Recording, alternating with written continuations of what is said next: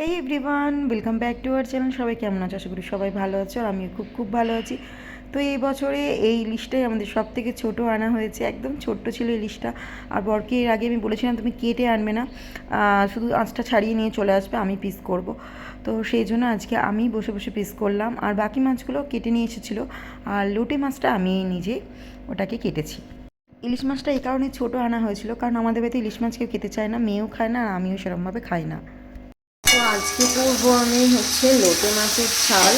আজকে একটু অন্যরকম করছি, তেজপাতা দিয়েছি, জিরে, শুকনো লঙ্কা ফোড়ন দিয়েছি, দিয়ে এবার বাকি যা যা মশলা দিই সেগুলো দিয়েছি।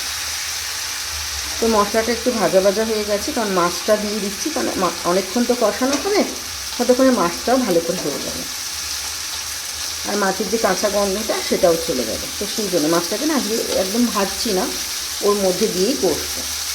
এখানে রয়েছে 4 পিস ইলিশ মাছ বার করে নিচ্ছি, দুটো ভাজা হবে আর দুটো হবে ঝাল। তো এখানে পেঁয়াজ কেটেছি, আর এখানে লাউগুলো কেটেছি।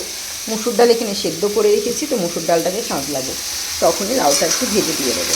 গলার ভয় ভীষণ খারাপ, কারণ সর্দি হয়েছে, গলাটা আমার একটু বসে বসে আছে, তো একটু অ্যাডজাস্ট করে নিও। কারণ আজকে আমি ভিডিও করতাম না, ভালো লাগছিল না, তাও সানডে ভিডিও তো তোমাদের আমি দিই, তো সেই জন্য একটু আর কি ভাবলাম না ভিডিওটা দেওয়া যাক। সকালে আজকে ইলিশ মাছটা গোটা এনেছিল, তো আমি গোটা মাছটা গিয়ে আনতে বলেছিলাম, তো আঁচটা ছাড়িয়ে এনেছিল, কারণ ওরা যদি পিস করে না কেমন একটা হয়ে যায়। সবজির খোলা রয়েছে, চালতাটাকে ভাবছি যদি কাটবো কি কাটবো না, কালো হয়ে গেল চালতাটা রেখে রেখে, একটা তো করে ফেলেছিলাম। এখানে হয়ে গেছে মোটামুটি কাজ। এই যে সবজিগুলো বার করে প্যাকেট থেকে রেখে দিয়েছে, এগুলো সবই গুছোবো। আজকে রোদ্দুর কিন্তু ভীষণ সুন্দর উঠেছে, এই যে খুব সুন্দর রোদ্দুর উঠেছে আজকে। তো এই যে পুরো রান্নাঘরটা ভরে হচ্ছে, এই যে পুরো রান্নাঘরে এই যে রোদ্দুরে পুরো ভরে যায়, এখানটা পুরো রোদ্দুর, এই যে পুরো ভরে গেছে রোদ্দুরে। তো একটু ভালো লাগে রোদ্দুরটা উঠলে না, শরীরটা একটু ভালো ভালো লাগে। আর এই যে আজকে গাছের ফুল সব তুলে নিয়েছি, ফুল কিছু দেখতে পাবে না তোমরা, ওখানে খালি টেকোমা গাছটার ফুলগুলো রয়ে গেছে, কারণ ওগুলো ঠাকুরকে দিই না, তুলিও না, ওরকমই থাকে। তো এই হচ্ছে ব্যাপার। আর পুঁই শাক গাছটা খুব সুন্দর হয়েছে, বর্দ খালি বলছে কেটে খেয়ে নেবো, কেটে খেয়ে নেবো। আমি কাটতে দিই না, ভালো লাগে না, মায়া লাগে গাছগুলো কাটতে, এত সুন্দর করে বেড়েছে, তারপরে ওকে কেটে খেতে কেমন একটা যেন লাগে, কষ্ট হয় আর কি। আর শিউলি গাছটায় ফুল আসছে না, কুঁড়ি আসছে কিনা জানি না। তো এটা আর একটু বড় হলে আমি বাইরের ব্যালকনিটা দিয়ে দেবো, তাহলে কি হবে না, বাইরের দিকটাই যেতে পারবে, ব্যালকনির গা দিয়ে পেয়ে রোদ্দুর হাওয়া সবটা ভালো করে পাবে। এখানে রোদ্দুর আসে ঠিক কথায়, কিন্তু নেট যেহেতু লাগানো আছে হনুমানের ভয়ে, তো সে তো আর আসতে পারে না। তো হনুমান প্রচুর পরিমাণে এখানে আসে, এই দিকটা থেকে নিচু, তো সেই জন্য বাইরের দিকটা থেকে উঠতে পারে না। Morning everyone, welcome back to our channel. সবাই কেমন আছে? সবাই ভালো আছে। আমার অবস্থা রয়েছে পাগলের মতন, কারণ আমি রান্না করছি, আমার শরীর খুব একটা বেশি ভালো নেই, স্নান করে খুব একটা ভালো করে চুল আঁচড়ানো হয়নি, কোনো রকমে আঁচড়ে আমি রান্নাঘরে ঢুকে পড়েছি। মেয়ে পড়তে বসেছে, কারণ মেয়ের এক্সাম আছে, সোমবার এক্সাম আছে, তো সেই জন্য আর কি।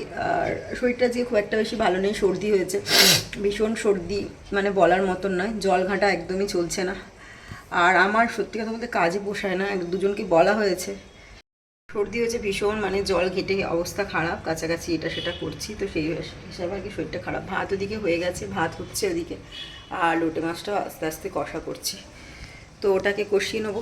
তারপরে দূরে দেখতে পাচ্ছ ব্যালকনিটার মধ্যে, এটা ব্যালকনিও ঠিক নয়, ছাদের ওপরটা পুরো ঘেরা আর কি। তো ওখানে টমেটো হয়েছে গাছে, দেখতে পাচ্ছ এই যে।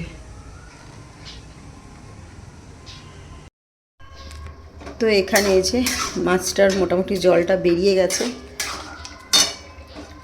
আর একটুখানি মোটামুটি হবে, জল বেরিয়ে গেছে, মাছগুলো ঘেঁটে ঘেঁটে গেছে। এবার একটু ভালো করে সুন্দর করে কষিয়ে আর ধনেপাতা ছড়িয়ে নামিয়ে নেব।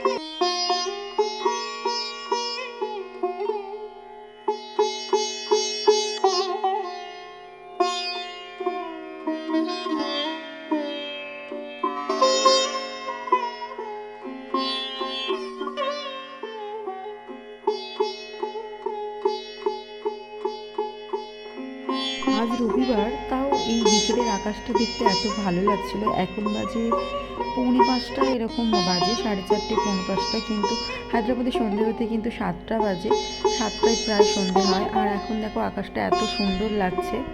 তারপরে গেলাম মেয়ের হেয়ার কাট করতে, তো একটু ছোটো করে ভিডিওটা নিলাম। তারপরে ওখান থেকে আমরা একটু খাওয়া দাওয়া করতে গেলাম, কিছু খেতে ইচ্ছা করছিল, তো বরকে বললাম চল কিছু খাওয়া যাক।